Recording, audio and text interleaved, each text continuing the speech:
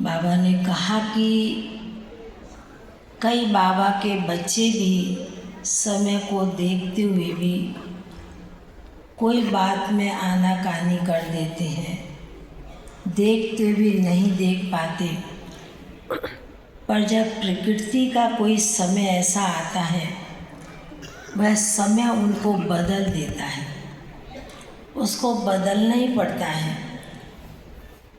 तो बाबा जो चक्कर लगाते, ये देख रहे हैं चारों तरफ कि किस प्रकार अंत का समय प्रकृति अपना जो प्रकोप दिखाएगी, समय बदलाव लाएगा। तो बाबा ने कहा उसके लिए आप बाबा के बच्चों को, बाबा शुरू से ही आदि से लेकर अभी तक जो सूक्ष्म इशारे बाबा बच्चों को देते रहते हैं, तो कई बच्चे तो बाबा के इशारे को समझकर चलते भी रहते हैं और कई फिर ना समझी में आकर वैसे ही चलते रहते हैं। तो बाबा ने कहा कि इसलिए प्रकृति के 5 तत्व जो अपना काम करेंगे, उस समय कोई भी कुछ कर नहीं पाएगा। इसलिए आप बच्चों का काम है अपनी स्वयं की स्थिति बनाना, स्वयं का पुरुषार्थ करना। कौन सा समय किस रूप से विघ्न रूप वह समय बनकर आता है और बच्चों को बदलना पड़ता अपने आप को। तो बाबा ने कहा कि इसलिए बाबा विशेष रूप से चारों तरफ का चक्कर लगाते वतन की ओर जब पहुँचे, तो बाबा का जो रूप था वो बहुत गंभीर सीरियस जैसे था।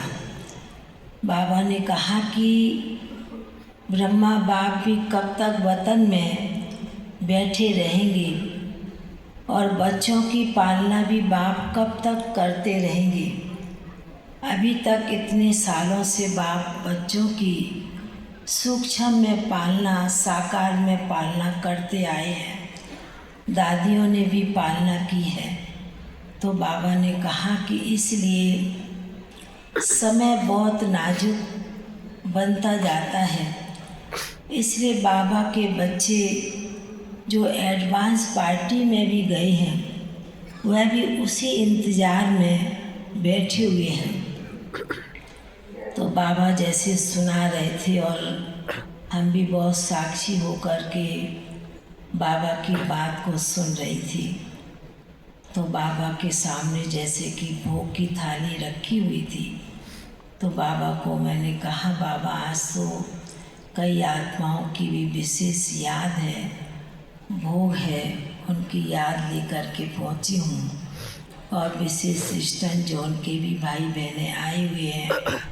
बाबा ने कहा कि बाबा का घर बच्चों के लिए एक शरण लेने का स्थान है और बाबा के घर से बच्चे जो लेकर के जाएंगे, अपने आप को भरपूर करके जाएंगे, वही दुआएं, वही शक्ति उनको आगे चल बल देती रहेगी।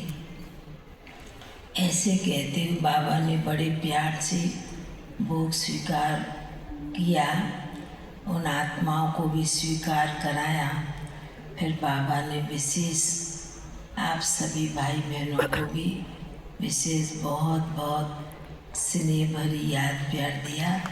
बाबा का याद प्यार लेकर के नीचे पहुँचे।